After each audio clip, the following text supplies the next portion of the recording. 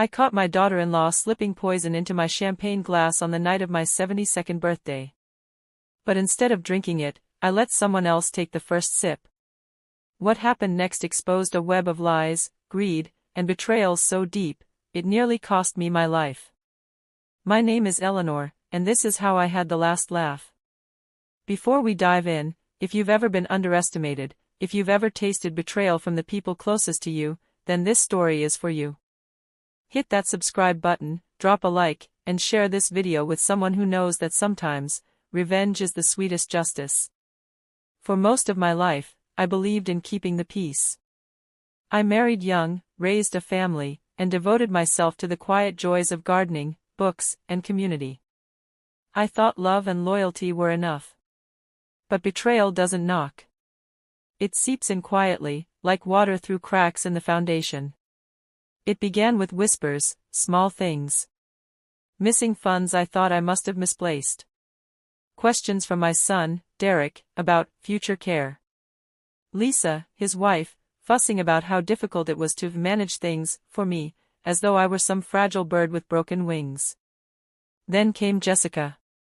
A family friend who suddenly appeared like a vulture circling above. She offered to help me with my finances. But help is rarely free. I could see the hunger in her eyes, the hunger of someone who wanted control. One night, while going through my own paperwork, I stumbled upon proof, withdrawals from my accounts I had never authorized. My so-called loved ones had been quietly bleeding me dry. At first, I couldn't breathe. My own son. The boy I had carried in my arms, nursed through fevers, defended against schoolyard bullies, was plotting against me.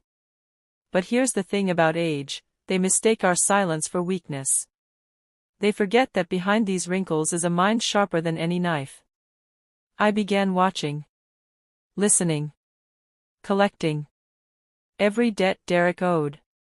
Every secret Lisa whispered to her mother. Every suspicious life insurance policy Jessica filed in my name, I documented it all. But if they wanted a helpless old woman, I'd give them one.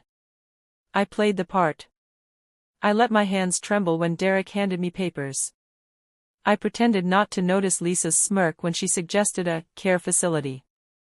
I even smiled politely when Jessica patted my arm and said, "Don't worry, Eleanor, we'll handle everything." Inside, I burned. That's when I set my plan in motion. First, I rewrote my will, airtight, ironclad. Not a single cent would go to those who betrayed me. Instead, I left my fortune to causes I cared about, scholarships, animal shelters, community gardens. Second, I scheduled a full mental evaluation. The doctor confirmed what I already knew, my mind was as clear as day. No one could claim otherwise. Third, I installed cameras. Hidden in the corners of my home, silent witnesses to every conversation, every whispered plot. I even slipped a tiny tracker into Jessica's purse. And then I waited. The stage was set for my retirement party, a celebration they insisted on throwing for me. I knew why. They wanted me distracted, vulnerable. That night, as laughter filled the room, I kept my eyes sharp. Lisa lingered near the drinks, her hand slipping something into my glass when she thought no one was watching. I felt my stomach twist, not from fear, but from the dark thrill of knowing I finally had them. I made a choice. I didn't touch the glass. Instead, I stepped aside, letting Lisa's own mother, who reached first, take a sip. Within minutes, chaos erupted. Her mother collapsed, gasping. The room spun into panic. And that's when I called. Police officers, waiting just outside, already briefed on everything, rushed in. Cameras rolled. Evidence unfolded. Jessica, Lisa, and Derek, all caught in their own trap. The look on Derek's face when he realized I had outsmarted him, that was my victory. The courtroom was a stage, and justice performed flawlessly. Jessica's schemes were laid bare, her false concern, her insurance fraud, her attempted poisoning.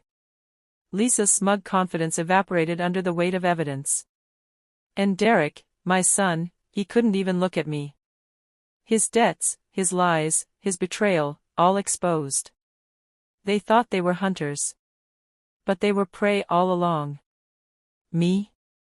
I didn't just survive. I triumphed. My estate remained mine, my dignity intact. And my enemies? They were left with nothing but shame and shattered reputations. I've learned something: revenge isn't about anger. It's about patience. It's about showing the world that wisdom beats greed every time. They thought age made me weak.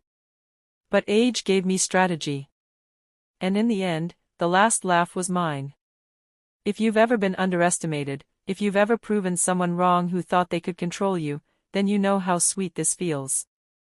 Backhand index pointing right. Drop a comment below. What's the most satisfying revenge you've ever seen? Thumbs up like this video if Eleanor's story gave you chills. And don't forget to subscribe, because sometimes, the best justice is simply living long enough to watch your enemies fall.